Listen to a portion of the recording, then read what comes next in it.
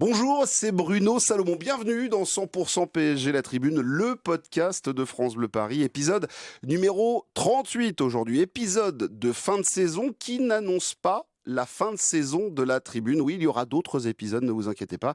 On va prolonger un peu le plaisir sur 2 à 3 semaines, car il se passe toujours quelque chose au Paris Saint-Germain. Ça, je sais que vous le savez. En tout cas, heureux de vous retrouver, en tout cas dans ce podcast audio et vidéo. Et si je regarde bien, l'armoire à trophées, alors pour ceux qui regardent en vidéo, oui, il n'y a pas d'armoire à trophées derrière moi, il n'y a pas de problème, c'est quelque chose un peu de virtuel. Mais en tout cas, dans l'armoire à trophées, un trophée des champions, un titre de champion de France et une Coupe de France pour le Paris Saint-Germain. C'est plutôt pas mal pour une équipe que l'on annonçait en transition, un club en transition. Chapeau, en tout cas, même si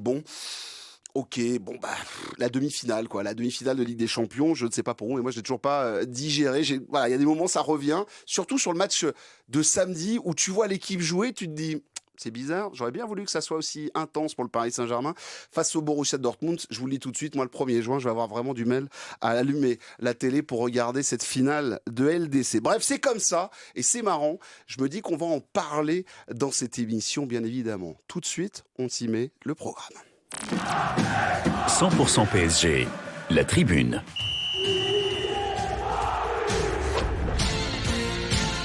Au sommaire de cette tribune, le Paris Saint-Germain qui s'offre sa 15e Coupe de France avec la manière, s'il vous plaît, victoire face à Lyon 2-1.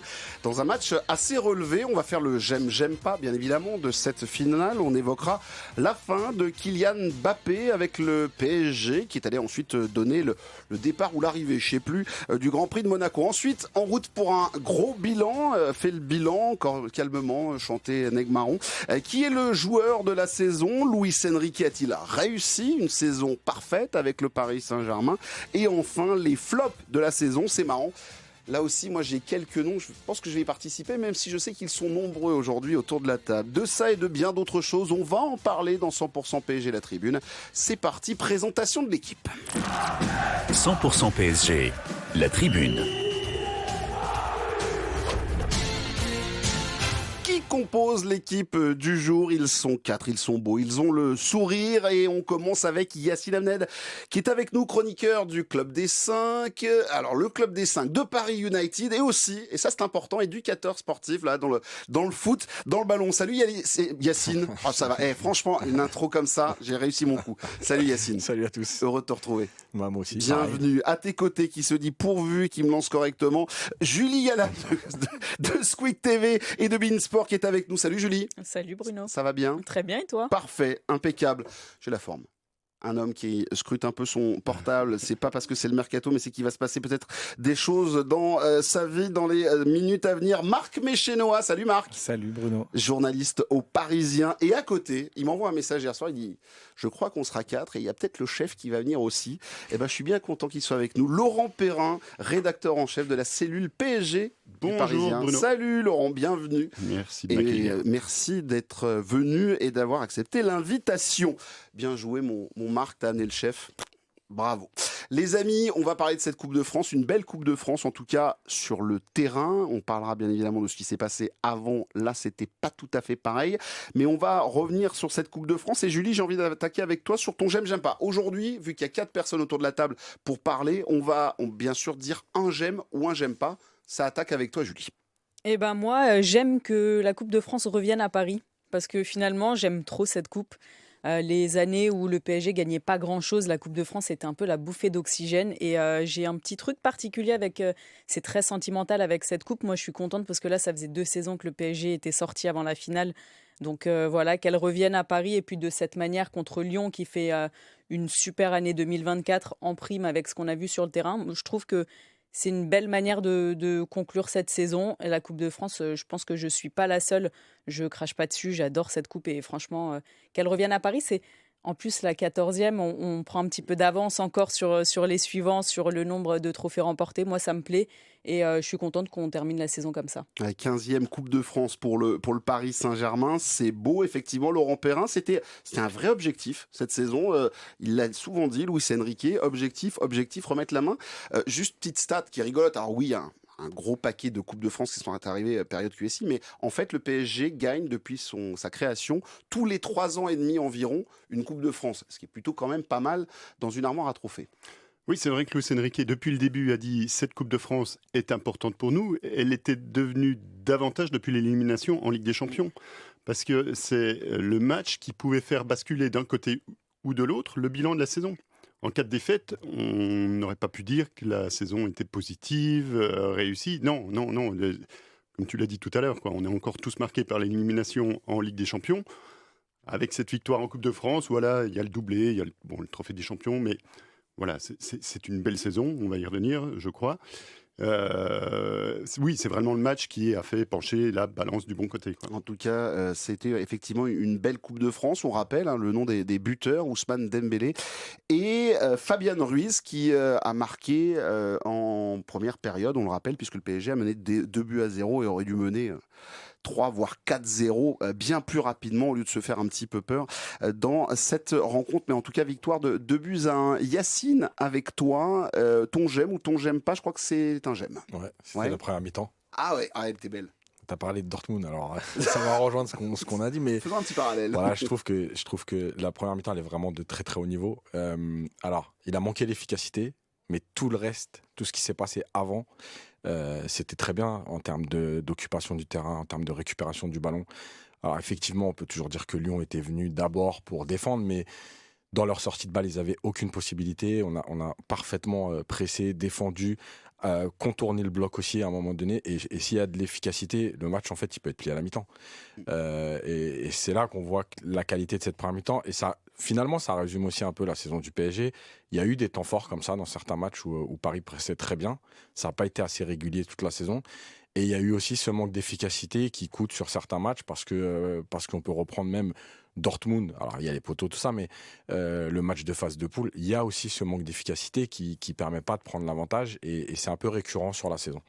Une chose pour toi, est-ce que c'est l'un des plus beaux matchs de la saison? Juste en quelques mots, est-ce qu'on a assisté samedi dernier face à Lyon à l'un des plus beaux matchs de la saison? Plus beau, je sais pas, mais en tout cas le plus maîtrisé, je pense qu'on n'est pas loin des 5 plus maîtrisés de la saison. Et ce qui est assez intéressant, Marc, c'est que Luis Enrique, dans cette première mi-temps, pour revenir sur le j'aime de Yacine, c'est que Luis Enrique avait préparé quelques surprises à Pep Pierre Sage, ce côté Fabian Ruiz très haut qui vient se mettre entre les centraux et Matic et qui fout le bazar, parce qu'on a quand même vu un Fabian Ruiz qui ressemblait à Toni Kroos pendant 45 minutes. Bon, la deuxième mi-temps, c'était peut-être pas pareil, mais voilà. Mais c'est vrai qu'ils se sont adaptés, ils ont proposé quelque chose d'assez intéressant, le PSG. C'est plus facile de faire ça quand tu archi-domines un adversaire. Je ne sais pas si vous vous souvenez du match à Barcelone, mais Fabian Ruiz, il faisait toutes ses courses entre les deux défenseurs. Mais quand tu ne domines pas en termes de territoire, de possession, comme tu l'as fait samedi contre Lyon, tu peux pas. Je pense que tu peux pas avoir le meilleur Fabian Ruiz.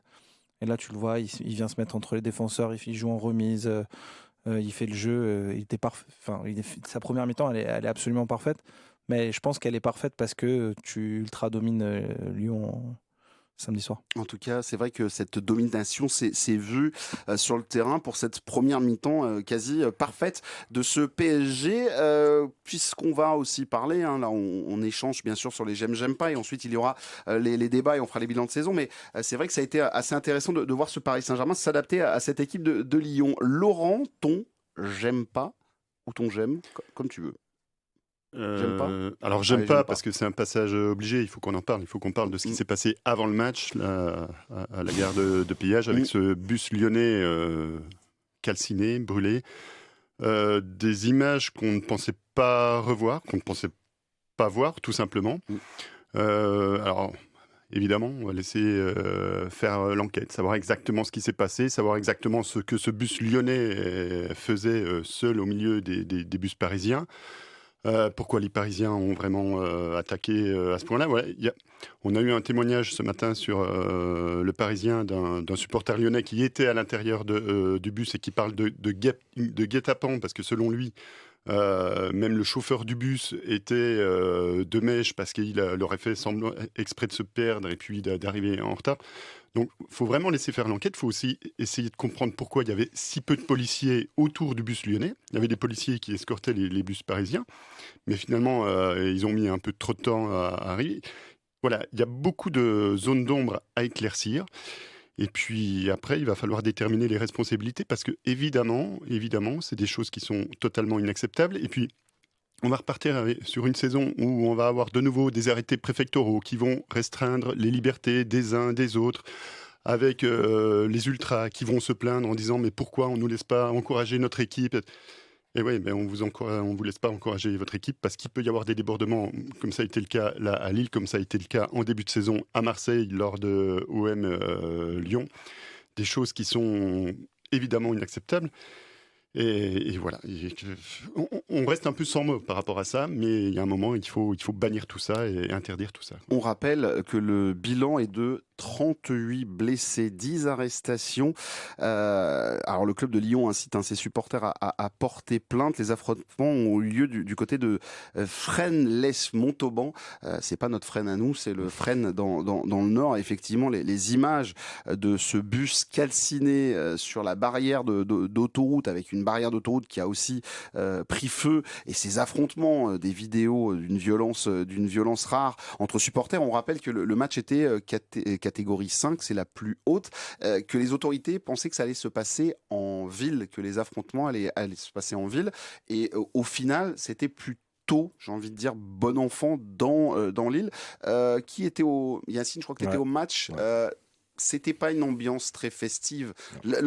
De bruit et de fureur pendant le match, ça c'est clair que c'était chouette, mais pendant, avant, voilà, c'était pas non plus la grande fête. Moi, on a senti une atmosphère tendue, on sentait qu'il y avait quelque chose qui se passait, qu'il y avait une animosité, plus après les infos qui sont arrivées justement du péage.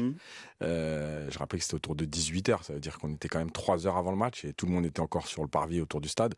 Voilà, moi j'ai vécu aussi des choses, des insultes racistes du côté de Lyon, parce que malheureusement j'ai été obligé de faire le tour et je me suis retrouvé au milieu des Lyonnais.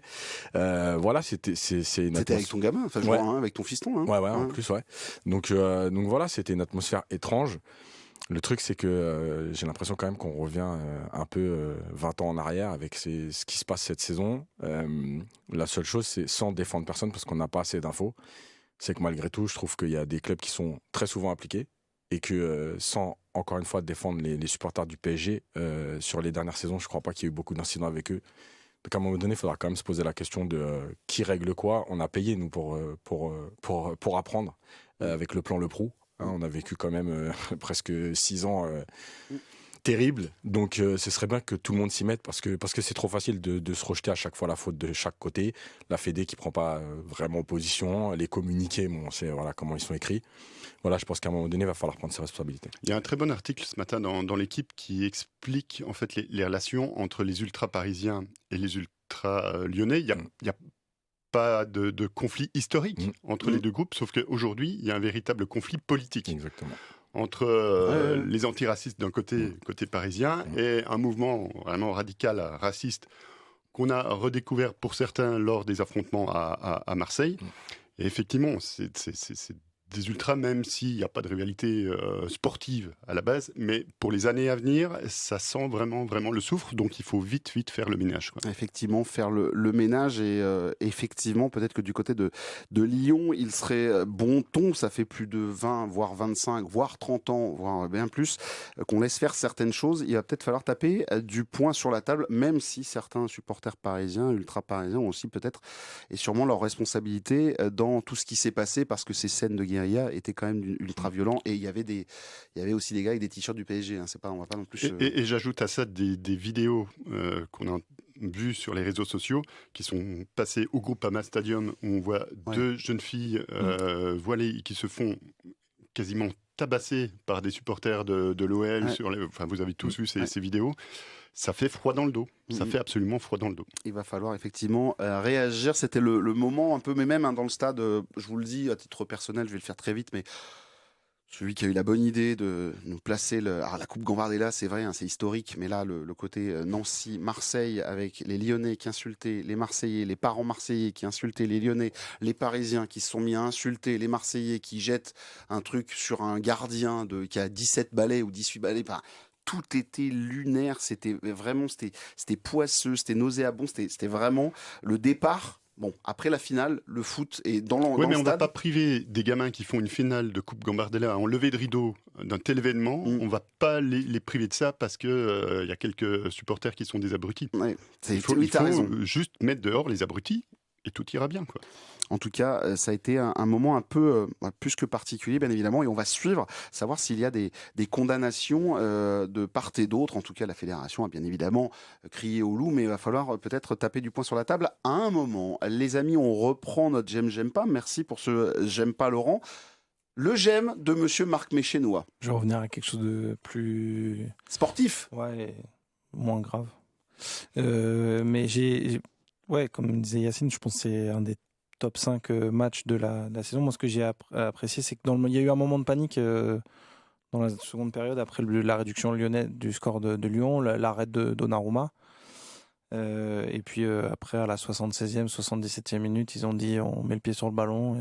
Et puis, il n'y avait plus personne. Cette maîtrise, ce contrôle, ce côté rassurant qu'on attendait quand même de voir, on a attendu de voir à certains moments de la saison. On l'a vu là dans ce match et je trouve que c'est une belle promesse, c'est une bonne base de travail pour la saison prochaine. Mais toi, ça t'a plu de voir cette équipe comme ça, en train de faire tourner le ballon ? Ouais, parce qu'en fait, ça succédait à un moment où il y avait de la panique. Et à un moment où Lyon s'approchait plus facilement des cages, des cages parisiennes, où il remettait un peu plus d'intensité. Et au bout de 2-3 minutes où tu fais tourner le ballon, tu les calmes direct et puis tu leur fais comprendre que ils ne reverront plus le ballon. Et puis pour s'approcher du camp parisien, il va falloir qu'ils y aillent fort. Et je trouvais que Vitinha, dans son placement, dans sa qualité à relancer, à jouer à une touche de balle pour jouer rapidement, et Vitinha, ils ont été patrons dans cette séquence, sur cette séquence-là. Et elle est importante, je pense, pour la suite. Et dans cette séquence-là, 2 minutes 30 à 10 contre 11, où tu balades quand même Lyon. J'ai une pensée aussi pour Mangala, qui s'est fait ouvrir en deux par Achraf Hakimi avec un crochet absolument exceptionnel. Yacine, tu voulais réagir, tu m'as fait signe, et après on viendra voir Julie. Ouais, parce que je suis d'accord avec Marc sur la maîtrise et sur en fait comment tu casses un peu un temps fort adverse. Par contre, moi, j'ai pas apprécié que ça dure 15 minutes parce qu'il y a quand même un dernier corner, il y a une tête qui passe à côté qui est un peu déviée avec le Donnarumma dans les pieds, on sait jamais. Ça veut dire aussi que tu t'exposes à malgré tout, t'as qu'un but d'avance. Et je pense qu'il y a eu des situations où, après ce temps où tu remets le pied sur le ballon, où tu fais courir les Lyonnais et où tu leur casses un peu le rythme, où tu dois aller finir. J'ai en tête qu'il y a 2 transitions où Paris les joue pas à fond, il n'y a pas d'appel en profondeur, comme si en gros on a récupéré le ballon, on va sortir de là et on va le garder, et c'était devenu trop flagrant de vouloir garder le ballon. Et moi ça me dérange sur la durée, pas sur le premier temps, parce que tu as besoin de ça et ça rassure de voir qu'on est capable aussi de sortir de ces temps forts là, enfin des temps forts adverses. Mais malgré tout, on peut pas faire ça pendant 15 minutes, surtout quand tu as la possibilité d'aller tuer le match et quand tu as aussi la possibilité de te faire reprendre parce que t'as qu'un but d'avance à ce moment-là. Effectivement, et on ne reviendra pas sur les coups de pied arrêtés. On aurait pu mettre ça aussi dans les j'aime pas, parce que merci beaucoup, mais peut-être falloir faire quelque chose, un travail. Moi, je me rappelle que des anciens nous racontaient que Arthur Georges faisait travailler tous les mercredis après-midi, tous les mercredis matin. C'était atelier coup de pied arrêté, défensif, offensif. Comme par hasard, on était les meilleurs là-dessus. Les 3 dernières confrontations importantes, tu prends un but sur coup de pied arrêté. Dortmund, contre le Barça à domicile. Et là, ce week-end... ça a été ton point faible. Mais c'est un vrai sujet et il va falloir évidemment le travailler la saison prochaine, puisque pour les adversaires, c'est du pain béni. Alors surtout avec une équipe comme Lyon qui a 3 joueurs de plus de 1m90. Déjà en termes de taille. Donc déjà, les mecs se baladent un peu. Mais c'est pas seulement un problème de taille, c'est un problème d'organisation, c'est un problème de timing. Ils sont tous à la pêche, Donnarumma y compris, quoi. Donc ça, il va falloir se pencher là-dessus. Notre Dijo était effectivement les coups de pied arrêtés. Julie, ça a été. Mais c'est un drame. En plus, on en parlait il y a quelques semaines. Moi, ça m'irrite qu'on puisse pas passer un match sans encaisser un but. J'ai arrêté de compter, mais il me semble que ça fait 10 ou 11 d'affilée, donc c'est un peu problématique. Sur le match face à Lyon, en fait, moi, j'ai un peu 2 sentiments différents. C'est que le premier, je suis un peu déçue qu'on n'ait pas vu ça avant le dernier match de la saison. Évidemment, t'en parlais en préambule de Dortmund. J'aurais aimé qu'il y ait un peu plus de maîtrise, au moins sur un des 2 matchs, et qu'on ait moins ce sentiment de gâchis sur cette demi-finale de Ligue des Champions, aller-retour. Et puis d'un autre côté, je suis aussi d'accord avec Marc sur le fait que c'est une belle promesse pour la saison prochaine, où je me dis que là, très certainement, Luis Enrique aura un peu plus la main mise sur le mercato et qu'il amènera des joueurs qui lui plaisent et qui peuvent se fondre dans son système et sa manière de faire jouer le PSG. Donc, c'est un peu des deux, mais on va rester sur le positif. Une belle promesse pour la saison prochaine. Effectivement, comme alors je le montre, parce que on a maintenant en vidéo, mais les amis du Parisien, Excellent journal. Luis Enrique, vivement la saison 2. Et vous savez quoi? Le bilan de Luis Enrique, on le fera après, en deuxième partie, parce que là, on va parler d'un joueur. Il n'est pas rentré dans vos j'aime pas. Peut-être parce que vous avez vu le débat que je vous ai envoyé sur WhatsApp en vous disant on va pas l'attraper, c'est pas lui dont on va parler. Mais il y a un garçon, on l'attendait sur cette finale. On s'est dit, il va partir par la grande porte, un doublé, des buts, des passes et tralala. En fait, il a pris sa Coupe de France, mais il n'a pas été vraiment marquant dans cette rencontre. Voilà, Kylian Mbappé, c'est terminé avec le Paris Saint-Germain. Oui, il est sous contrat jusqu'au 30 juin, mais il nous l'a bien dit. Voilà, c'est bel et bien terminé. Même limite, il y a un peu de soulagement dans son propos. On va l'écouter dans quelques instants. Sur cette finale de Kylian Mbappé, Marc, c'est un peu à l'image de sa saison, enfin de sa partie 2024 avec le Paris Saint-Germain, non? Moi, je suis parti des pas très déçu par son match, en fait. Je trouve je trouve pas qu'il... Non, mais Marc, il aime tout le monde. Non. C'est un gentil. Non. C'est pour Je ça pense qu'on que l'aime. si on lit les articles, les notes du Parisien, je suis pas toujours très, très tendre, mais moi, je n'ai pas trouvé qu'il ait fait un match horrible. Je regardais les réseaux sociaux qui comparaient cette prestation de Lyon à certaines de sa saison, notamment contre Dortmund. Et je sais pas, je trouve que dans la participation au jeu, il s'est pas caché. Il a multiplié, peut-être un peu moins en seconde période, mais dans la première période, je suis désolé, mais dans le jeu sans ballon, dans les courses, les appels, il est là en fait. Et il monopolise des joueurs qui permettent à d'autres d'avoir des espaces, à un Fabian Ruiz aussi d'avoir beaucoup de liberté dans la défense lyonnaise. Donc moi je suis pas catégorique, j'ai vu des mauvaises notes dans la presse et Non, je trouvais que nous on avait été plutôt juste. Je vais vous appeler Tic et Tac, puisque quand tu parles ballon, il y en a un autre qui me fait des petits clins d'œil, des petits gestes comme ça. C'est Yacine qui est pas totalement d'accord, je crois, avec avec Marc. Non, mais en fait, il monopolise sur son image, sur son aura, mais il monopolise pas par les courses. Franchement, moi, je trouve qu'il manque de courses, mais c'est affolant. Il y a au moins, en première mi-temps, il y a au moins 3 transitions qui sont pas jouées parce qu'il est hors jeu, parce qu'il se replace pas. Ouais, ça mais c'est un constat que tu peux faire depuis des années. Déjà, c'est ça qui est terrible. Mais je crois que sur les derniers mois, c'est encore plus flagrant. C'est-à-dire que déjà contre Barcelone, on l'avait vu, toute la première mi-temps, il est hors jeu. Donc tu récupères le ballon, tu peux pas jouer de transition, il n'y a pas d'appel en profondeur. Il y a une dernière action à la fin, vers la 89e, où Paris part en contre. Ils sont à 3 contre 2, je crois. Et ils s'arrêtent de courir. Comme si, en gros, donnez-la moi et après, je vais la toucher et je vais m'amuser. Mais en fait, on t'a pas demandé ça. Cours, va marquer. En plus, tu aurais pu finir sur un 3e but et c'était très bien pour les supporters. Donc voilà, je trouve que non, moi je suis pas satisfait de son match. Et si on se contente de ce match-là d'Mbappé, c'est que notre curseur il a vachement baissé parce qu'il y a rien en fait dans son match. Et même ses frappes, je trouve qu'il met 2 heures entre ses contrôles. Alors maintenant, il a décidé de jouer avec les contrôles de la semelle. Je sais pas, il s'est trouvé des origines sud-américaines, mais c'est avec la semelle, 2 heures entre le contrôle et la frappe, et il est contré. Mais en fait, faut pas s'étonner pourquoi t'es contré. En tout cas, ce qui est sûr, c'est que à la fin du match, j'avais l'impression, Julie et Laurent, je vais attaquer avec toi, Julie, qu'il était heureux de l'avoir cette Coupe de France, mais limite c'était, voilà, j'ai ma coupe, je saute dans les airs et c'est terminé avec le Paris Saint-Germain. C'était vraiment un peu ça dans l'attitude, cette impression-là, moi, que ça m'a donné. Alors pour la première fois de la saison, j'ai l'impression qu'il avait l'air vraiment sincère pour le coup, même quand il célébrait avec ses partenaires avec la coupe, qu'il a demandé à Barcola d'un peu chambrer les supporters lyonnais. Ça avait l'air sincère pour une fois. Et je pense qu'au-delà de Mbappé, il y a aussi beaucoup de supporters parisiens qui doivent être aussi soulagés. Parce que même si beaucoup vont le regretter évidemment, parce que au niveau statistique, ça reste très bon cette saison. Finalement, sur l'impression laissée sur cette année, je pense que Mbappé était soulagé, ça s'est vu, et il y a certains supporters qui vont être aussi soulagés de pouvoir enfin passer à autre chose. Donc je pense que c'est un sentiment un peu partagé. Il était heureux, il était le lendemain à Monaco, tu l'as dit, ça y est, il est en vacances. C'est ça. Il se projette sur la suite, il en a fini avec le PSG, et je le disais un peu avant ce podcast, j'ai l'impression que c'était un peu la saison de trop, même pour lui. Et du coup, cette joie en fin de match, ça explique aussi que cette dernière saison, ces derniers mois, c'était compliqué. Et puis, Sincèrement, moi, sur le match, je suis d'accord avec mon voisin.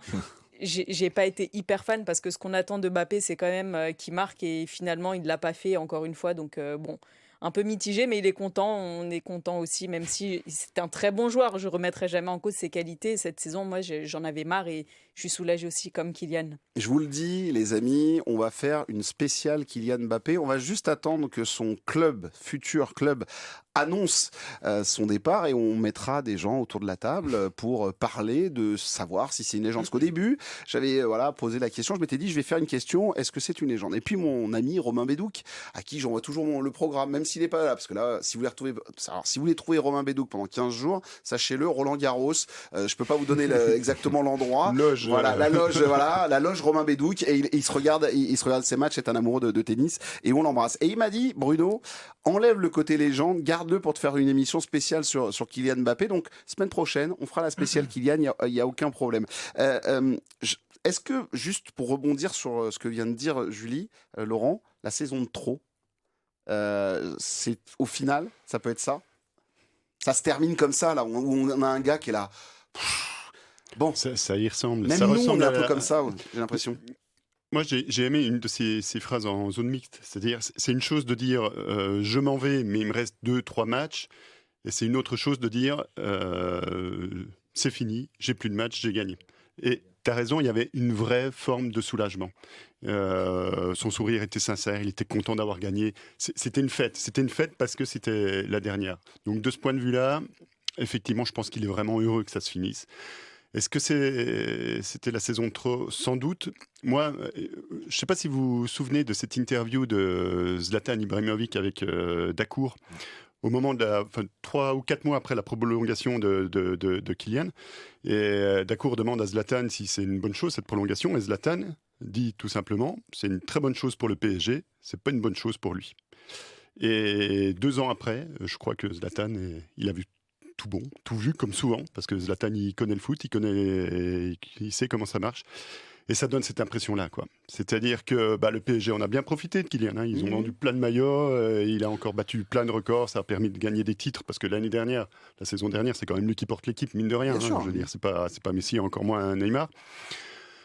Mais lui, voilà, il serait parti au Real il y a 2 ans, peut-être qu'il l'aurait déjà, son ballon d'or. Hein. Ah, tu sais quoi, on va venir te voir, hein, Marc, mais Lucas, qui réalise ce podcast, nous a retrouvé ce dont tu viens de parler, le petit extrait où justement il est... il est soulagé. Ça représente beaucoup de choses, parce que dans une finale de Coupe de France, avec tout le protocole, on attend beaucoup avant le match, donc tu as le temps de penser. Et la dernière chose à faire pour un joueur de foot, c'est penser. Tu penses, et donc il y a tous les souvenirs qui reviennent, la nostalgie, le fait que en 90 minutes, c'est fini et tu ne peux plus regarder derrière parce qu'il n'y aura plus. Et donc c'était à la fois difficile, mais à la fois kiffant parce que c'est une finale et à la fin, en plus, on a pu gagner. Donc c'est rempli de kiff. Mais c'est que des bons souvenirs, bons souvenirs, beaucoup d'années, que ce soit au PSG et bien sûr dans ce championnat. Donc c'est la tête haute qu'on part, encore plus avec un trophée et on retient que le positif. Ouais. La tête haute compare, c'est toujours assez bizarre. Lui et son staff. Oui, et son frère. Laurent, c'est ça. La dernière chose à faire pour un joueur de foot, c'est penser. Et je pense que cette phrase, elle explique sa saison. Je pense qu'il a eu trop de choses à gérer en dehors du terrain. C'est-à-dire, mine de rien, la négo avec le Real. Vous devriez travailler ensemble. La négo avec le Real, derrière les embrouilles avec Nasser. Le petit frère Ethan, enfin Luis Enrique, tout ça a pesé, forcément ça a pesé, et on avait toujours l'impression, parce qu'il écrasait tout sur son passage, on avait toujours l'impression que la pression glissait sur lui, qu'il était insubmersible et tout. Non, il est humain, il a 25 ans, et là cette année on s'en est rendu compte, quoi. Tu fais quoi lundi prochain ?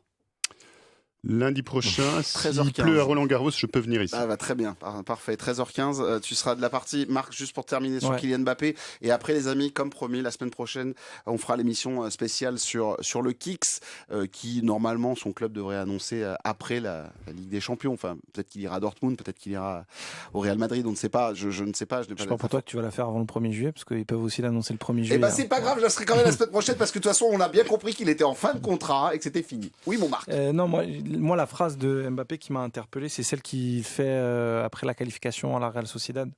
Il dit j'ai des problèmes, il parle de ses problèmes, j'ai d'autres problèmes en dehors du terrain. Je pense que celle-là, elle explique toute sa saison. J'ai beaucoup de problèmes, mais Luis Enrique n'en est pas. Ouais, voilà. Et je pense que cette phrase, en fait, elle explique beaucoup de choses sur sa saison. Je crois d'ailleurs que Luis Enrique, je pense que ça a été il a été très protecteur avec lui, beaucoup dans le dialogue. Et tout ce qui s'est passé en dehors du terrain qu'on ne connaît pas, qu'on ne voit pas, et je pense qu'on découvrira dans les prochains mois, sera un bon prisme pour expliquer sa saison. Et surtout, moi je réfute l'idée de dire que le fait qu'il l'ait moins fait jouer, ça l'a mis dans le dur. Je pense surtout que ça l'a bien préservé. Et on aura la réponse là dans quelques jours quand l'équipe de France va arriver et l'Euro va commencer. Les copains et copines qui sont en face des copains du Parisien, vous voulez terminer sur le débat Mbappé ou Julie, je te voyais réagir, tu avais des choses qui te font tiquer. Mais finalement, cette saison, quand je dis que c'est un peu la saison de trop pour Mbappé, c'est que finalement on a beaucoup parlé de lui en dehors du terrain. Sur évidemment Tous les ans, ouais, mais alors Tous cette les ans, saison, on en j'ai parle. l'impression que c'était encore pire parce que peut-être que sur le terrain, en termes de chiffres, encore une fois, c'est très bon Mbappé, mais il n'a pas eu le rendement qu'on attendait de lui, notamment en Ligue des Champions, où on attend d'un joueur comme ça qu'il nous fasse passer un cap.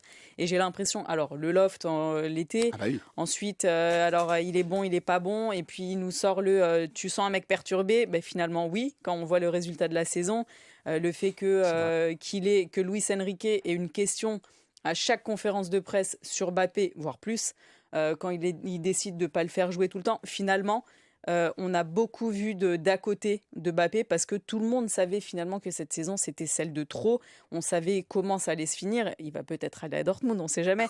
Mais finalement, on a tellement entendu parler de Mbappé et de son clan en dehors du terrain que finalement, c'est bien que ça s'arrête. Petite anecdote, ce matin en conférence de rédaction avec l'équipe de France Bleu, et je rigolais avec mon rédacteur en chef, que je salue, Noé, et je lui disais, ça me ferait marrer, je sais que c'est pas vrai, mais ça me ferait marrer qu'il parte dans un autre club.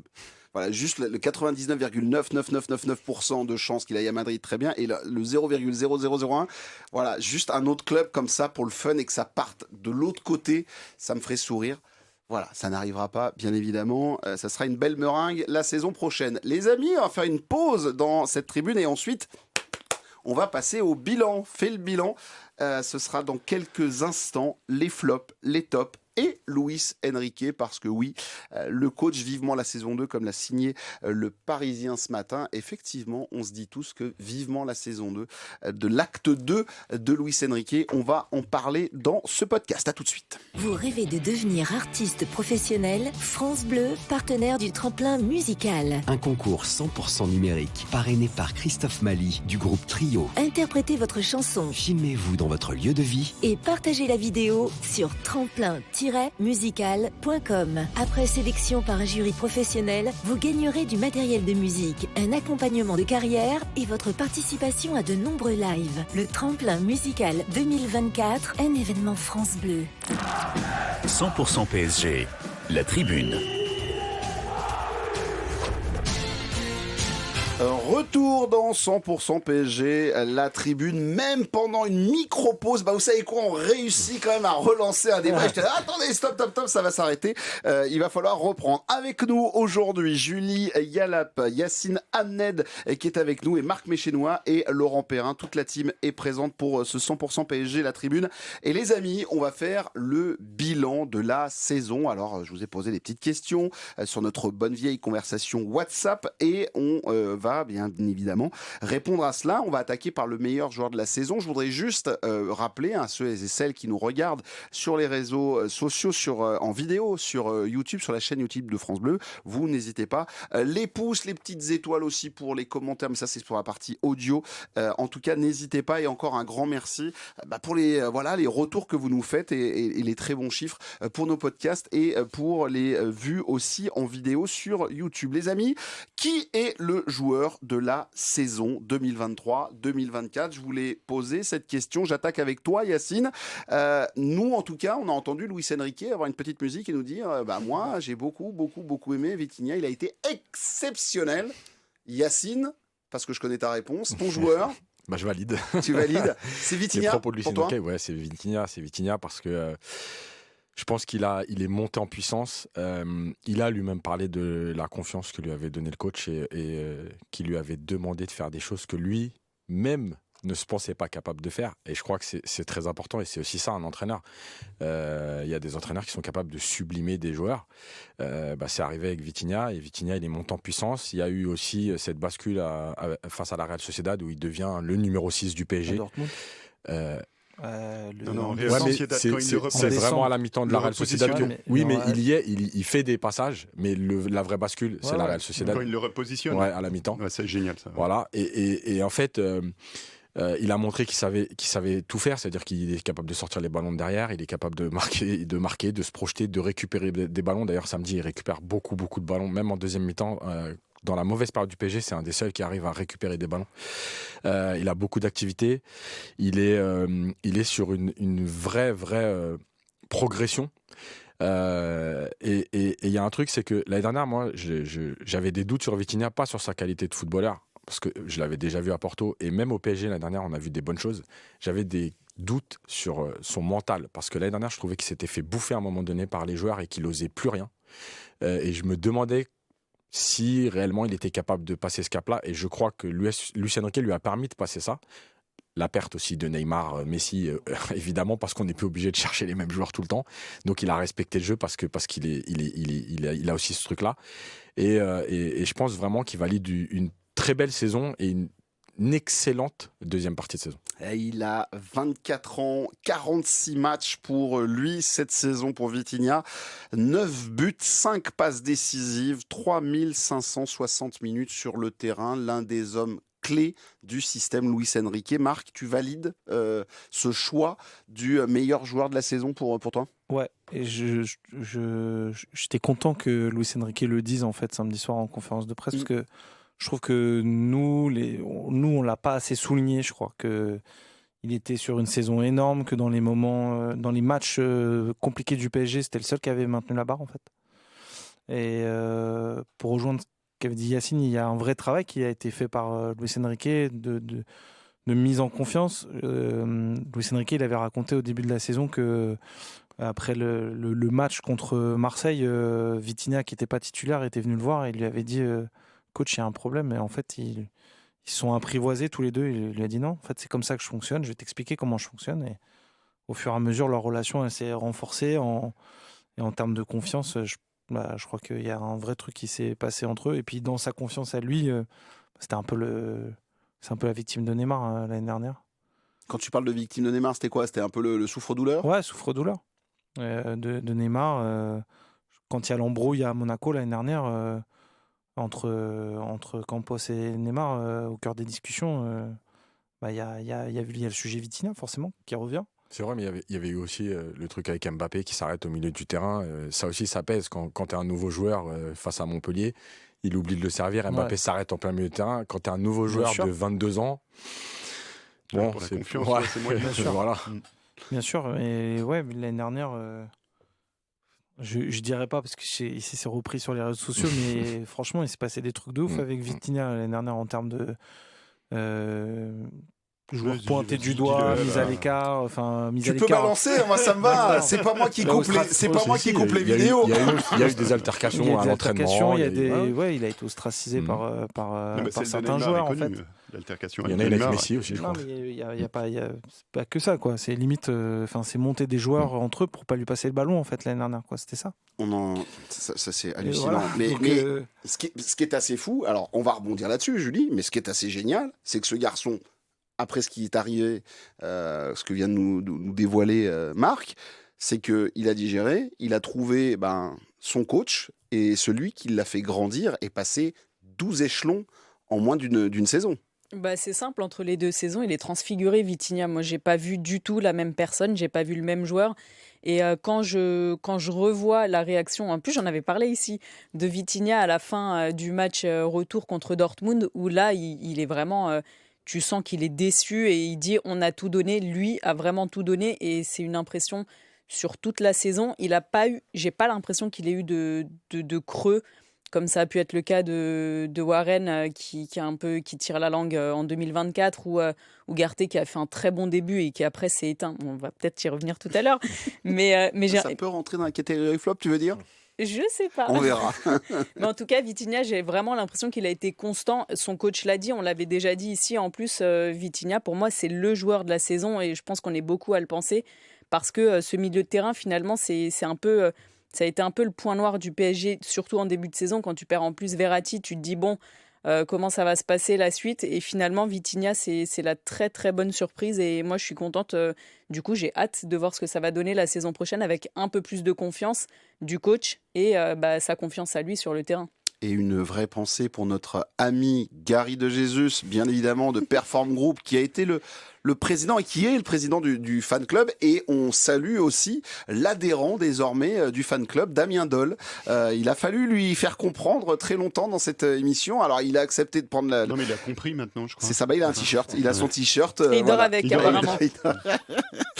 Laurent, QI Football. Pour Vitinha aussi, et garçon intelligent qui parle très bien. Enfin, voilà, on est 4, même 5 autour de la table, on est tous d'accord. C'est Vitinha, vous avez tout dit, mais le garçon est intelligent, il respire le foot, il a un coffre incroyable, et il a un mental absolument génial. C'est un mec humble, qui parle français, il a tout fait pour être bien dans cette équipe, pour avoir un rôle. Donc, oui, il force l'admiration, on a hâte de le retrouver. Moi, j'ai hâte de voir ce qu'il va donner à l'Euro, parce que c'est même pas sûr qu'il soit titulaire avec le Portugal. Il y a du monde, mais j'ai hâte de le voir dans un autre contexte.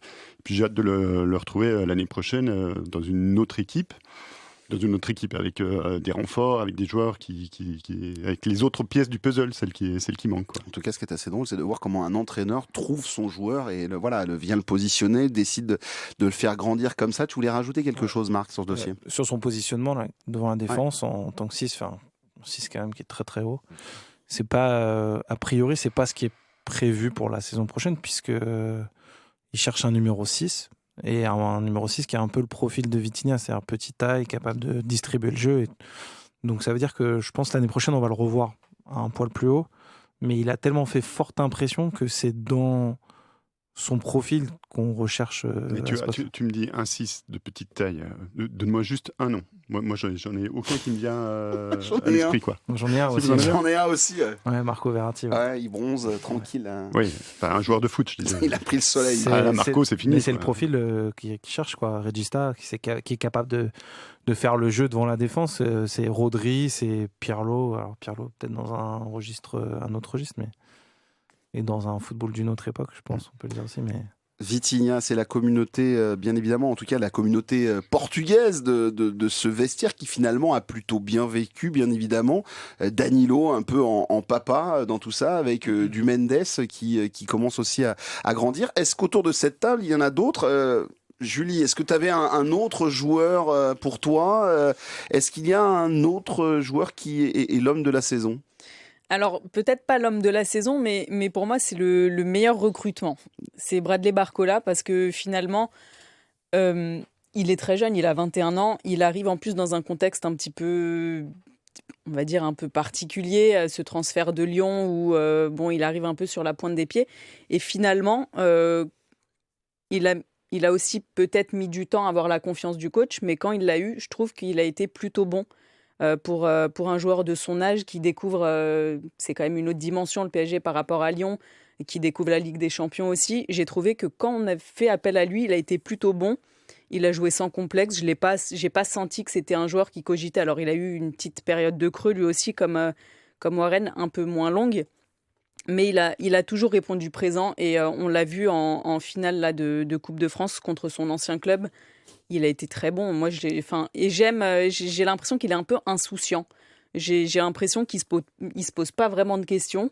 Il est là, il profite d'être au PSG, d'avoir du temps de jeu. J'ai plutôt aimé son état d'esprit et ce qu'il a apporté parce que, encore une fois, comme Vitinha, mais encore plus, j'ai l'impression que la promesse pour les saisons à venir, c'est vraiment une très très bonne pioche pour le PSG. Il se dit dans les milieux autorisés que Clinton Mata a passé 2 jours dans un bain de glace après la douille qu'il a pris en finale de Coupe de France. Il s'est fait arraché sur le côté par Bradley Barcola. Je te voyais à côté de Julie, Yacine en train de réagir positivement, j'ai l'impression, parce qu'effectivement, quelle belle surprise.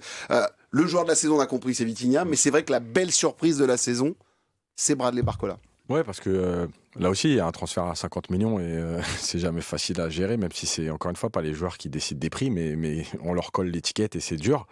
Moi, j'aime son activité, que ce soit offensive ou défensive, il fait énormément d'efforts défensifs.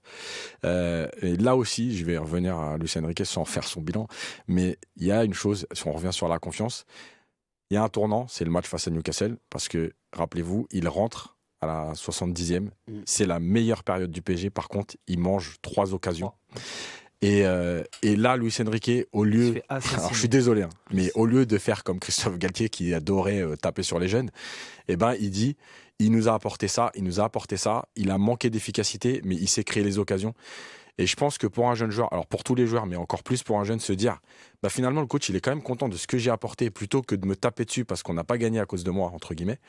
Là aussi, comme par hasard, derrière les semaines qui arrivent, le joueur il continue à progresser, il joue sans se poser de questions, et à la fin, lui aussi fait une très bonne deuxième partie de saison. Et je crois que c'est là que Luis Enrique, alors peut-être que c'est des joueurs qui correspondent à aussi ce qu'il veut, hein, parce que à l'opposé, on a Ugarte dans l'autre sens, mais ce qu'il transmet, ce qu'il échange avec ses joueurs et cette confiance qu'il donne, elle est hyper importante parce que, moi je le dis souvent, en fait, il n'y a pas de, même si on le dit comme ça pour exagérer, des fois, il n'y a pas de joueurs nuls. Il y a des joueurs qui sont mal utilisés, ou alors des binômes qui fonctionnent pas, ou alors des coachs qui ne savent pas donner cette confiance à un joueur. Et on a des joueurs qui sont timorés, qui ont peur de tenter, qui ont peur de tirer, qui ont peur de passer. On le voit souvent. Là, je trouve qu'avec Barcola, c'est exactement ce qui s'est passé cette saison. Marc, sur Bradley Barcola, il y a 1 an et demi, je le rappelle, mais il y a des personnes qui ne le savent peut-être pas, mais il y a 1 an et demi, il a failli être prêté en Suisse, dans un sombre club en Suisse par Lyon. Hein, à Saint-Gall. Ah, ça, tu t'imagines. Un sombre club... quand même pas non plus... Qui fait des miracles. Hein, oui, peut-être, mais c'est un club suisse, quoi. Qui est entraîné par un monsieur que j'aime beaucoup, qui s'appelle Peter Zeidler, à qui je passe le bonjour, que j'apprécie beaucoup. Oui, parce qu'il nous écoute. Peter, tu sais quoi, je ferai la capsule rien que pour lui, et monsieur Zeidler. Désolé, après vous faites du bon travail. Très bien, mais en tout cas, il a failli partir là-bas, et ce qui est sûr, c'est que l'histoire est folle, il est en équipe de France, désormais, on va le retrouver à l'Euro, il sera peut-être le facteur X, parce qu'en plus, il a cette particularité, c'est pas mal du tout quand il est titulaire, voire même très bon, mais aussi un joueur de fin de match, quoi. Un joueur qui est capable de rentrer 20-25 dernières minutes, ça envoie du jeu. J'espère pour lui qu'il ne deviendra pas ça, en fait.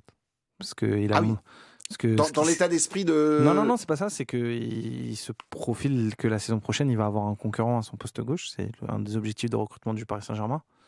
Malgré la très bonne saison sa bonne saison, on va dire ça. Le Paris Saint-Germain a pour ambition de recruter un ailier gauche faux pied. Oui, mais de toute façon, ils vont tous avoir un concurrent, ouais. si possible de leur niveau. Donc c'est le but du jeu, quoi. Je sais pas pour assassiner Randal Kolo Muani, mais je pense que Ousmane Dembélé, quand il voit Randal Kolo Muani, il se dit il lui demande qui êtes-vous. Il se dit qu'il a pas de concurrence, quoi. Oui, il a raison. Ce qui est pas faux. Tiens, ça va être un flop, ça sent le flop. C'est le mien, ça. Vous me le piquez pas. Hein. Non, mais comme a dit Yacine, en fait, j'attends ça. Le Newcastle, c'est un vrai tournant et c'est ce que Barcola, il a retenu ça, en fait. Il a retenu le discours de son coach et les mots qu'il a eus. Et c'est un point de bascule dans le reste de sa saison. Et derrière, en fait, si on regarde bien, il bouge plus du... Ouais, parce qu'il y a un changement de système, mais ce changement de système, il est aussi fait pour lui. Remplacer Mbappé dans l'axe, c'est aussi pour pouvoir mettre Barcola à gauche, parce qu'il a confiance en lui et que il a montré dans la première partie de saison et dans la seconde partie de saison à l'entraînement, c'était canon, ça a plu à Luis Enrique. Je pense qu'il y a eu un petit moment de doute au milieu de la seconde partie de saison. Et c'est ce qui fait qu'il va y avoir un recrutement à ce poste-là cet été. 21 ans, Bradley Barcola, le natif de Lyon, 42 matchs avec le Paris Saint-Germain, 5 buts et 9 passes décisives pour lui. Bravo à lui. Est-ce qu'il y a encore un joueur de la saison? Monsieur Perrin et Monsieur Méchenois veut parler. Très rapide. Oui. Moi, il y a un truc qui me surprend, c'est couper la parole au chef. Il allait parler quand même. Non, mais le problème, c'est quand Marc dit très rapide. On va voir les coulisses des confs de rédac du Parisien. Non, mais moi, finalement, dans les tops, il n'y a que 2 tops. Ah non, j'en ai un 3e. Si t'as écouté ton chef, Marc. Mais qui va prêter à débat, je le sens. Non, alors moi, Vitinha, Barcola et tout, mais Dembélé, j'ai adoré sa saison. Et on va revenir Il y a débat. à Luis Enrique. Il y a débat. Parce que Dembélé, en début de saison, est extrêmement critiqué par les pauvres journalistes que nous sommes, parce qu'il n'a pas de stats, pas de passe décisive, pas de but. Et on se dit, mais qu'est-ce que c'est que ce truc? C'est pas possible. Et ça dure 2 mois, 3 mois. Et c'est Luis Enrique qui explique très bien l'affaire, qui dit, mais Dembélé, c'est le joueur dont tous les entraîneurs rêvent, parce qu'il déstabilise totalement les défenses. Il aspire 2-3 défenseurs, il crée des espaces, tout.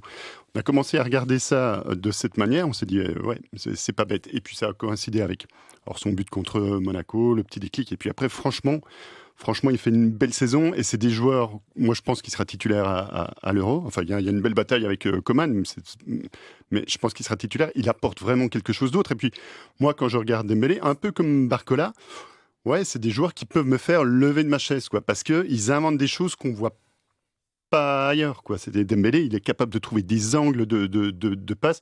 Moi, je préfère limite ces angles de passe que ces dribbles. Ces dribbles, ils sont chouettes à regarder et tout, mais il arrive à trouver des angles de passe qui sont absolument phénoménaux, quoi. Donc rien que pour son intelligence, et puis parce que c'était sa première saison au PSG, qu'on attendait beaucoup de lui, il avait beaucoup de pression, c'était un gros transfert.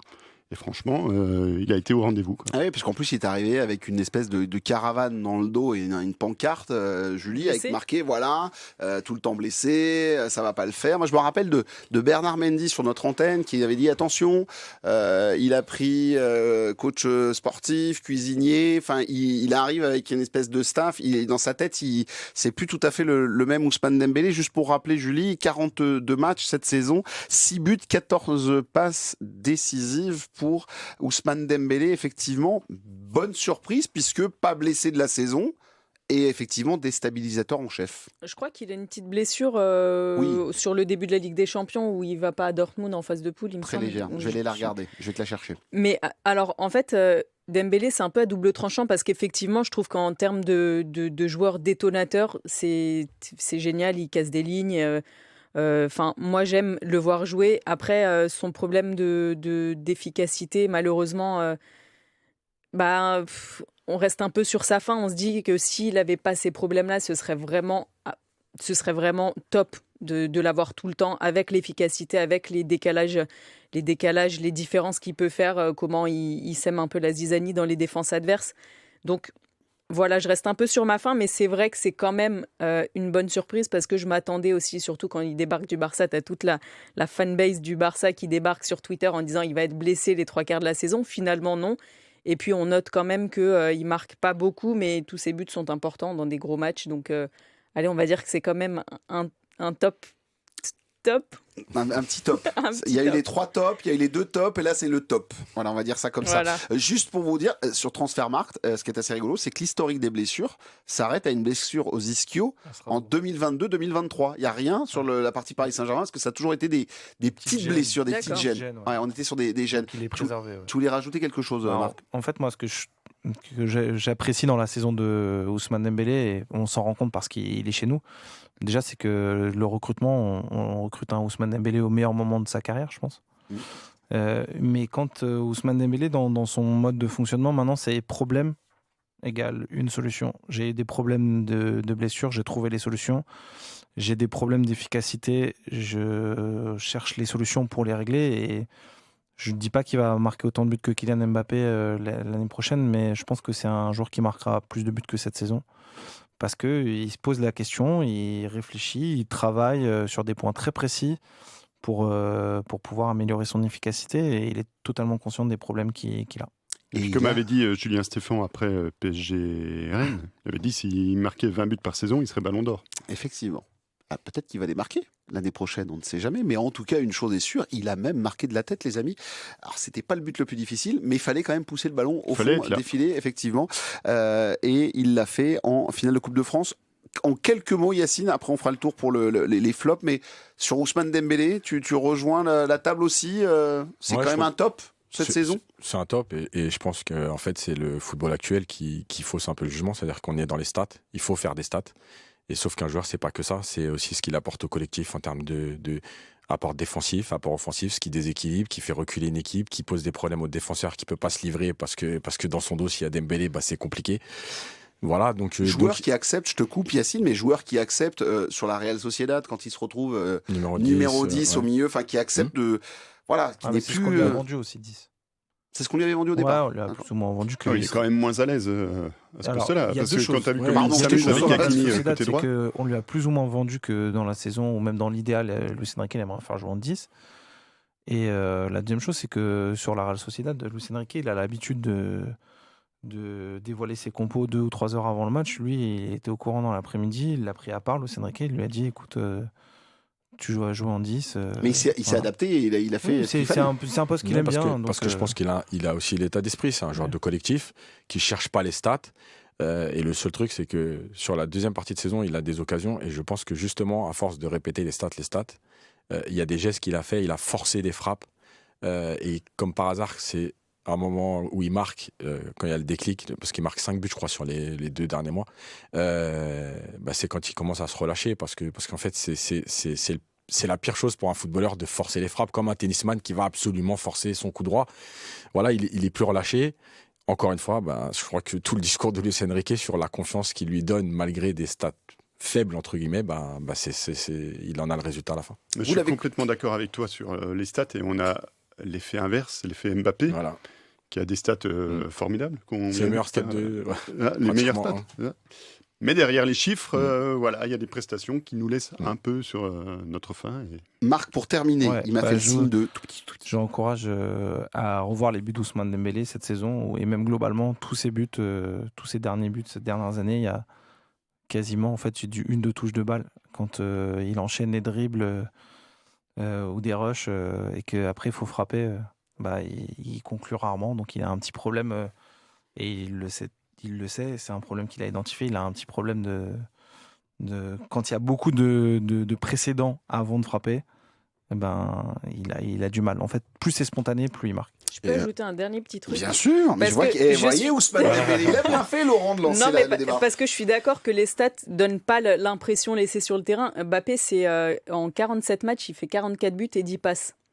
Et finalement, moi, je suis quand même globalement déçu de ce qu'il a donné sur le terrain, notamment dans l'engagement, dans le fait qu'il avait l'air absent, pas concerné. Dembélé, c'est tout le contraire. Alors dans les stats, ça se ressent peut-être pas, mais sur le terrain, ce qui dégage, en tout cas, moi, j'apprécie l'état d'esprit Ousmane Dembélé. Rien que le sourire d'Ousmane Dembélé à Barcelone, en train de démonter une équipe et de sourire, dire tout va bien, vous avez vu ce que je suis en train de faire. Les amis, on va accélérer et on va passer au flop, parce que là, on a fait les tops, donc allons-y pour les flops. Et j'attaque avec toi, Laurent, puisque tu me dis, moi, je veux le mien et le tien. Il vaut 90 millions d'euros et il n'a pas beaucoup joué.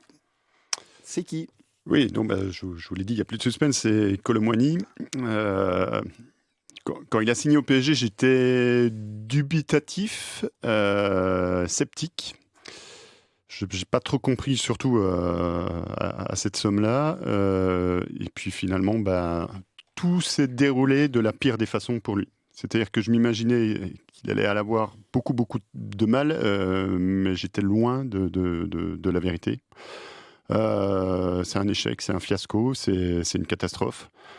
Je sais pas. Je sais pas. Alors, il y a nos amis de l'équipe qui nous ont dit il y a 2 semaines que Dortmund s'intéressait à lui. Je sais pas, Marc, quelles sont tes infos, mais il faut vite le vendre, quoi, avant qu'il rebranche la télé. Parce que c'est pas possible, quoi.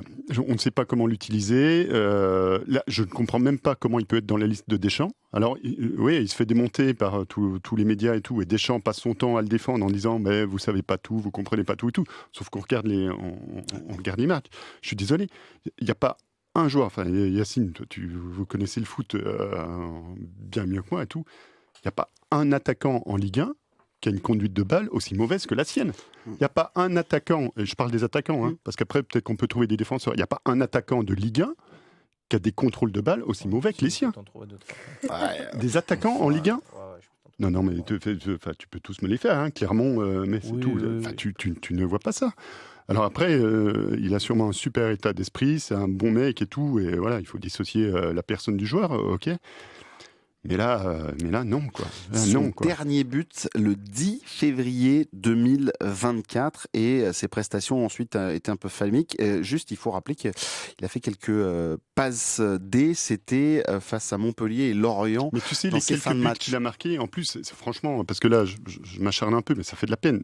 Les buts qu'il marque, il est même pas heureux parce qu'il sent que c'est tellement difficile, quoi. Ouais, il célèbre même pas ses buts et tout, et ça fait mal au cœur. T'as envie s'il peut se relancer, il faut vite qu'il se relance ailleurs. Quand il était à Nantes, il respirait la joie de vivre. Il avait une relation avec Comboiré qui était magique, qui était magnifique.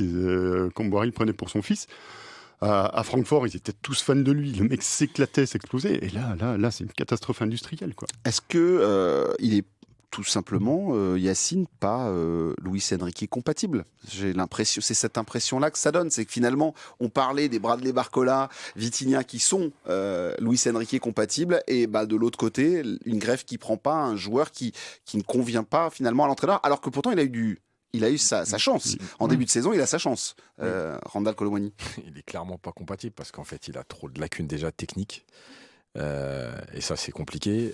C'est un joueur qui a besoin d'espace. Et quand tu as le ballon 70% du temps, déjà, les espaces se font moindres.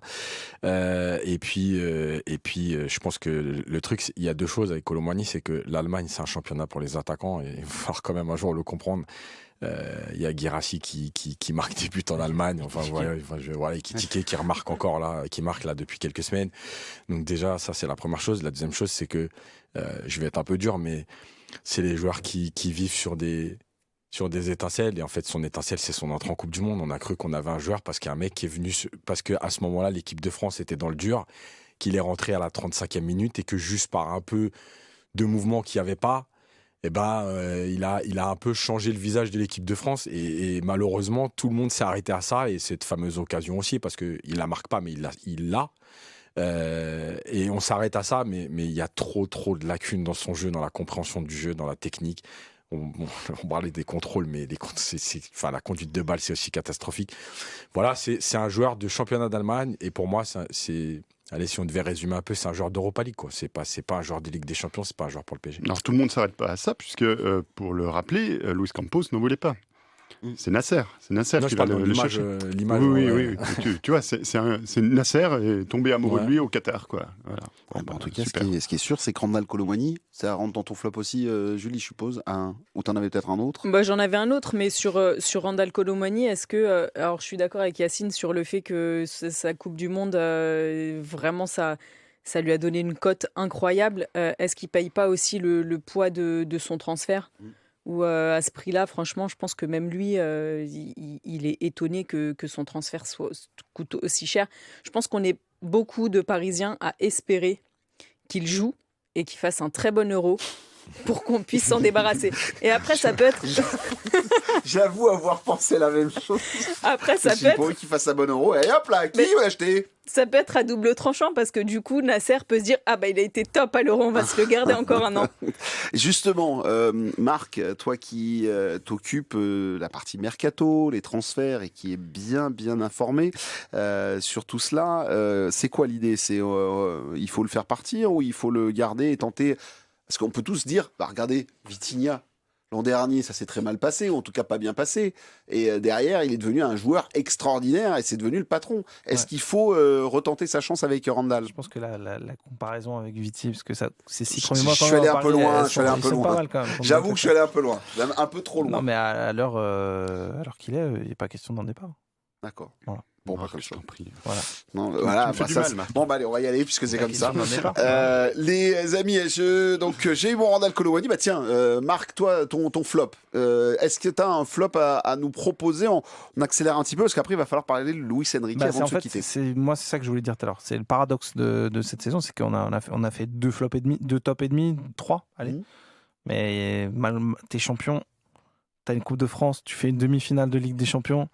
Et je pense que finalement, il y a plus de flops que de top ou de joueurs moyens. Et c'est ça qui est un peu paradoxal dans cette saison, parce que moi, j'ai envie un peu de mettre Skriniar, qu'on nous avait vendu depuis 1 an. Et déjà, l'été d'avant, on se demandait ce qu'il venait faire à Paris. Plein de gens avaient pu du coup le regarder et voir au moins son début de saison avec l'Inter Milan. Et on se disait qu'on savait tous on avait tous capté qu'il y avait déjà un problème sur les questions de vitesse. Et qu'en Ligue 1, il y a quand même 2-3 équipes qui ont des flèches devant, donc ça allait être compliqué.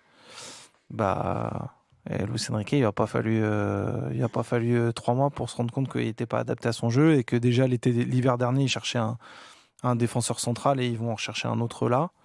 Je mettrais Skriniar et Ugarte, je suis un peu déçu, mais je crois qu'il était en sur-régime au début de saison, quoi. Alors justement, Ugarte, je crois que c'est le tien, je lis, parce que effectivement, en début, on s'est tous dit, waouh, on a trouvé notre milieu de terrain, on a trouvé le cabot, bagarreur qui met les mauvais coups, qui est capable de faire un peu le ménage, et puis tout d'un coup, plus de son, plus d'images. Si quelqu'un a retrouvé Manu Ugarte quelque part, n'hésitez pas, faites-nous signe. C'est des alertes enlèvement, tu sais, comme ils font quelquefois sur les réseaux sociaux. Mais pour moi, c'est un mirage absolu. C'est que sur ces premières semaines, on se dit, oh là là, ça y est, on a retrouvé un chien de la casse au milieu, c'est génial. Il avait une très grosse activité, il était partout. Et comme le dit Marc, il est en sur-régime total en fait. Et ce qui est dommage, c'est qu'on s'en rend compte très vite. Donc finalement, je ne sais plus qui ici parlait du fait qu'il s'était un petit peu dispersé à Paris et que du coup ça avait dû jouer sur ses performances sur le terrain. Ah, c'était toi. Je crois que c'est moi. Donc voilà, peut-être que ça explique aussi. J'ai du mal à comprendre comment on peut passer de son tout début de saison à ce qu'il a montré après. Et après, il a disparu totalement. Si vous avez la réponse, moi je prends parce que vraiment c'est un mystère absolu. Je crois que Laurent Bruno, non, mais je pense que tu as donné la réponse. Ce qui est surprenant, c'est qu'ils disparaissent à ce point de la rotation. C'est ça. C'est-à-dire que tout le monde tourne, Colomboigny, Skriniar, mais alors lui disparaît totalement. Donc c'est forcément, connaissant maintenant un petit peu Luis Enrique, c'est qu'il avait vraiment autre chose à lui reprocher que ses relances hypothétique, tu vois. Juste pour expliquer comment j'ai tenu ce propos-là, c'est que en fait, après avoir participé, Marc y était aussi à la masterclass de Monsieur Luis Campos à la Sorbonne, il avait expliqué qu'il faisait un travail aussi sur les réseaux sociaux à regarder un peu les attitudes de certains. Je vous dis pas que je suis pas en train de vous dire qu'il est allé faire Pump It Up en boîte de nuit, mais en fait je vous dis juste que d'un côté, les tout débuts des réseaux sociaux du Manu Ugarte, c'était boulot, travail, match, d'accord, jusqu'au mois de septembre. Et à partir du mois de septembre, t'as la famille en photo, t'as les parents en photo, t'as Paris en photo. Tu vois ce que je veux dire? Enfin, et c'est juste ça. C'est ce. Et donc, je te rappelle, Luis Campos nous l'avait dit en disant, on regarde aussi comment ça se comporte. Et je me suis dit, tiens, je vais regarder un peu pour certains joueurs. Et je me suis fait la réflexion en me disant, c'est bizarre. Je te dis pas qu'il y a des photos de lui en boîte, machin, etc. Non, mais simplement il s'est passé un truc en fait. Il s'est passé un truc. C'était que moi, je suis retombé il y a 2 mois sur une compile de son début de saison. C'était complètement dingue, quoi. C'était complètement dingue sur le pressing, sur la récupération du ballon et tout. Tu te dis, mais ce mec. C'est justement ce qu'il y a. Donc il est capable de le faire. Il faisait des matchs entre 12 et 14 matchs ballon récupéré. Mais il est capable de le faire. C'est pas le bon curseur pour Luis Enrique. Son curseur, après, il faut savoir ce qu'il fait du ballon. C'est ce que tu fais avec le ballon. Oui. C'est quelle est ta première touche de balle. C'est la manière dont tu résistes au pressing. C'est la manière dont tu orientes le jeu. Et en fait, moi, je regarde les matrices de passes. Mais encore une fois, matrices de passes après un match et les matrices de passes où le nombre de passes faites dans le dernier tiers adverse, elle montre que Manuel Ugarte, il a beaucoup de passes latérales, il a très peu de passes vers l'avant, voire de passes en retrait. Donc oui, en fait, ça veut dire qu'il part moyens, il y en a beaucoup. Hein. On en a une valise, sauf que ils sont tous revenus dans la rotation. Même Solaire est revenu dans la rotation. Donc si Solaire revient dans la rotation, tu peux faire jouer Ugarte, quoi. Tu vois. Et lui, il disparaît de la rotation. Donc il s'est passé un truc, quoi. Yacine. Alors, je pense qu'il n'est pas Luis Enrique compatible du tout, ça c'est clair. Ça en fait un deuxième. Il y a 2 choses. La première, c'est que en septembre, quand il faisait encore ses bons matchs, moi je l'avais vu au Sporting et tout, j'avais dit, il va vous faire une Gueye. Donc, évidemment, voilà, Idrissa Gueye, Real Madrid, c'est le meilleur joueur, ça y est, on a retrouvé le milieu de terrain et il a disparu. La deuxième chose, c'est que, et je rejoins Marc dans ce qu'il dit, le problème c'est que dans les premiers matchs où il fait ses gros matchs, en fait, Paris n'est pas encore collectivement prêt. Et du coup, on voit beaucoup son activité parce que les circuits de passe ne sont pas mis en place, parce qu'en fait, on ne lui demande pas grand-chose. Et d'ailleurs, reprenez les chiffres, pour un milieu de terrain au PSG, avec 60... Parce que malgré tout, les 2 premiers matchs, même s'il y a match nul, il y a 70% de possession de balle. Il touche 40 ballons. Donc en fait, c'est juste qu'il courait partout et on sortait tellement de 2 saisons horribles que d'un coup on s'est dit, tiens, il y a un mec qui court, il récupère des ballons, ça nous a plu, mais en termes de football, ça se voyait déjà que ça irait pas plus loin. Le truc, c'est qu'après, quand Luis Enrique a mis en place ce qu'il a envie de mettre en place en termes de schéma de jeu, de pressing, d'utilisation du ballon, il peut plus rentrer il peut plus correspondre à ce que Luis Enrique attend. Voilà, c'est tout. Mais là, on est en train de... En fait, en gros, je t'avoue, moi, j'ai fait partie de ceux qui ont voulu créer le fan club, et d'être le président du fan club de Manu Ugarte. Alors, j'ai tout mon stock de mugs et de t-shirts qui sont à la maison, mais moi ce que j'aimais aussi c'était un peu le côté cabot, c'est-à-dire qu'on a tellement plus eu ça. Moi, c'est ça que je veux. Voilà, bah vas-y alors Marc. En fait, le truc c'est qu'on a Standard du milieu 6 qui met de l'impact, et puis nous au PSG on aime bien les Sud-Américains, la grinta, ça fait lever le public, c'est ça, avec cette idée que cette rage, cette soif de mouiller, cette envie de mouiller le maillot, ça va nous faire kiffer. Mais je pense qu'il faut qu'on sorte de ce standard-là, surtout au poste 6, parce que Luis Enrique, c'est pas un truc qui le fait kiffer. Et je crois que Vitinha, il a très bien montré ce qui est voilà, le standard de Luis Enrique. C'est un joueur qui récupère des ballons, mais qui n'a pas besoin d'aller mettre des brins, qui n'a pas besoin d'aller mettre des coups d'épaule, parce qu'en fait, il récupère le ballon tellement tôt, il anticipe tellement tout, qu'il n'y a pas besoin de tout ça. Donc, il fait des relances propres. En fait, tu es en train de décrire Thiago Motta. Je suis en train de décrire Vitinha ou Verratti dans son prime, quoi. Et Motta, il avait ce côté vicieux en plus. Voilà. Oui, mais c'est ça en fait. En fait, il faut avoir le ballon et s'il y a le côté vicieux en plus. En fait, c'est ce que je voulais vous dire, les amis, c'est qu'en fait, il nous manque ça dans cette équipe du Paris Saint-Germain, ce vicieux. Bah oui, trop gentil. Papa Motta que j'embrasse. Un jour, il reviendra, mais bon, là, ce jour-là, je pense que Nasser, il va devoir mettre double tapis rouge après ce qui s'est passé la saison dernière. Il va falloir quand même bosser. Très rapidement, je vous le dis, le débat sur Luis Enrique, on le fera un autre jour. Par contre, je reste sur mes flops. Yacine. Est-ce que t'en as un flop? Ouais, mais c'était pas un joueur, c'est un match. Enfin, c'est la double confrontation contre Dortmund. Moi, je la digère pas. Je la digère pas parce que perdre, on peut perdre au foot. Hein. Je veux dire, tous les entraîneurs du monde perdront des matchs, mais perdre de cette façon, en fait, c'est ça que j'accepte pas. L'attitude, l'état d'esprit qu'il y a eu. Il y a eu un premier match. Et, en fait, déjà, j'ai eu l'impression que Luis Enrique a trop calculé sur 2 matchs. Alors évidemment, c'est une double confrontation, il n'y a pas de problème, il y avait un match retour au parc, mais je trouve que déjà l'aller, il n'a pas été joué comme il fallait. Il y a eu en plus des erreurs. Marquinhos qui dit, par exemple, après le match aller, on a travaillé les ballons en profondeur, sauf que c'est toi qui couvres. Donc à un moment donné, je ne sais pas si vous travaillez, vous intégrez, ou si juste vous travaillez.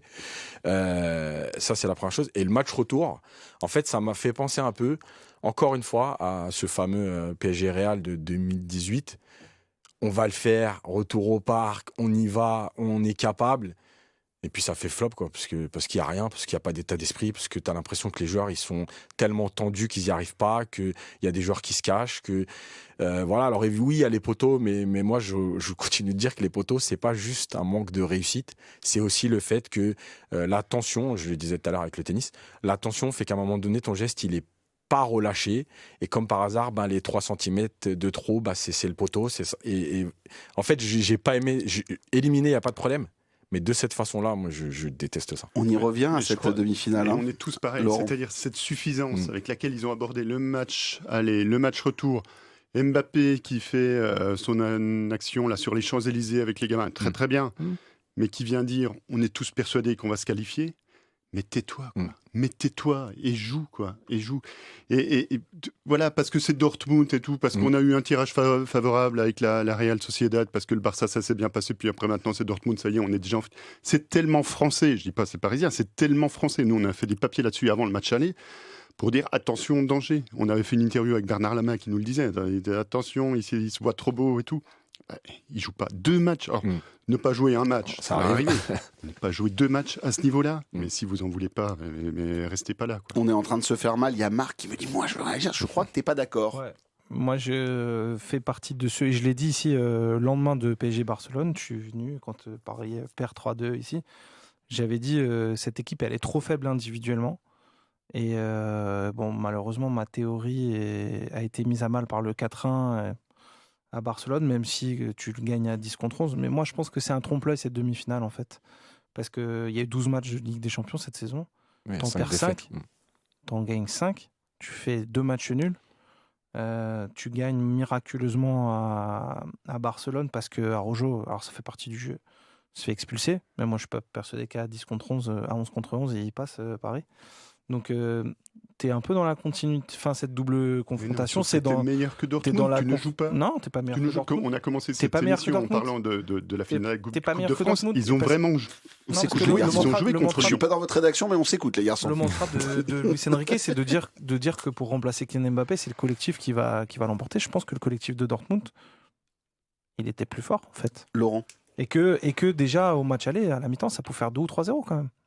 Non, mais moi, je n'ai pas Sabitzer, été subjugué par Dortmund. Je suis désolé. Non, moi, mais j'ai trouvé que c'était plus solide. Quand tu perds contre plus fort que toi l'année dernière, le PSG se fait sortir par le Bayern. Il n'y a pas eu débat. Il n'y a pas eu débat. On a dit merci de nous avoir invités et puis on reviendra l'année prochaine. Quoi. Le buffet était très bon, merci. Ouais, mais moi, j'ai pas le là, sentiment. Mais là, j'ai pas le sentiment que le PSG était plus fort que Dortmund. À la sortie, je me dis pas Dortmund était largement au-dessus du PSG, mais je me dis pas que le PSG était au-dessus. En tout cas, tu dois proposer autre chose dans l'attitude quand même. Globalement, c'est un trompe-l'œil cette. N'empêche au Barça, le match retour au Barça, il joue vraiment, il y a un match. N'empêche que Julie, alors là on est en train de se faire mal, on vient de se mettre le couteau. Là, en fait, Yacine, il est allé, tu vois, on avait parlé des Ouiarte, de Randal Colomwani. Moi, je voulais partir sur, 150 millions qu'on va jeter sur le banc, et encore, je t'ai pas sorti certains autres noms de joueurs. Et là, finalement, clac, le couteau dans la plaie, on est en train de se le retourner, et ça se chamaille. C'est vrai que ça sera regret éternel, parce qu'on avait une route toute droite un peu quand même pour aller en finale de Ligue des Champions. Moi je la regarde pas, un samedi j'ai autre chose à faire, je suis à Damary-Lélis pour un tournoi de gamins. La plaie est vive en fait, parce que effectivement on s'attend pas à ce que le PSG cette saison aille en demi-finale, parce que on l'a déjà dit, tout a été changé quasiment à l'intersaison, et je suis d'accord avec Marc pour le coup, vu le parcours notamment en phase de groupe où vraiment c'est compliqué, où finalement la Real Sociedad ça se passe bien, mais le Barça c'est compliqué aussi. Mais il y a un truc, c'est que quand tu vas quand même en demi-finale et qu'on t'y attend pas pour le coup, et que tu joues Dortmund, alors que ce soit meilleur ou pas, et que tu joues pas City ou le Real, tu te dis il y a quand même mieux à faire que ce que tu as montré sur les deux confrontations. Et moi c'est ça le regret, c'est même pas de se dire on était meilleur que Dortmund, c'est que dans l'attitude c'était pas bon. Et même si le PSG finit avec 3 trophées cette saison, et que finalement, globalement, c'est quand même bien, une demi-finale de Ligue des Champions, on restera quand même sur ce petit goût amer où on se dit que voilà, le 1er juin, on aurait aimé regarder la télé. Ah oui, et d'être du côté de Londres, j'ai une pensée pour mes 2 billets de train que j'avais réservés, et cet hôtel qui était pris. Ben oui, mais parce qu'attends, il y avait tous les supporters du Paris Saint-Germain, on était tous trop confiants, les supporters du PSG avaient envahi l'Eurostar, c'était un truc de barjot, il y avait quasiment plus de place pour prendre le train pour monter en Angleterre avant le match de Dortmund. Dès le tirage au sort, tout le monde a sauté sur les billets. Mais ça, c'est le problème, c'est que les supporters, parfois, ils sont un peu comme l'équipe, ils sont un peu présomptueux, ils s'y voient déjà. Voilà, tu vois, pareil. En tout cas, les amis, c'était un grand plaisir de vous avoir autour de la table. Une émission merveilleuse, parfaite. Merci à vous toutes et à vous tous de nous avoir suivis. Il est temps de se dire au revoir. Petit coup de sifflet. Merci à Julie, Yacine, Marc et Laurent qui étaient avec nous. Marc, un grand. Voilà. Le téléphone n'a pas sonné. Le téléphone n'a pas sonné. Madame n'a pas appelé. Mais nous, on te souhaite plein de belles choses désormais, car tu vas basculer dans un autre monde. J'espère que tu t'es bien reposé. Mais en tout cas, on t'embrasse et tu vas pouvoir filer et y regarder son portable pour ceux qui sont à la vidéo. Mais c'était pour une très belle cause qui arrive dans les heures et les jours à venir. Merci à toutes et à tous de nous avoir suivis. Merci à Lucas, à Bertrand pour la réalisation de ce podcast. J'ai pas de match à vous annoncer puisque la fin de saison est terminée. J'embrasse Miguel de Rennes qui ne sera plus notre animateur des soirées football. On l'embrasse bien évidemment. On vous souhaite une belle journée. Je vous rappelle que vous avez encore le mag de Pia Clément. Demain, remise du Titi d'or sur l'antenne de France Bleu Paris à 18h dans le mag de Pia Clément. Qui va succéder à Warren Zaïre-Emery et aussi à Océane Toussaint.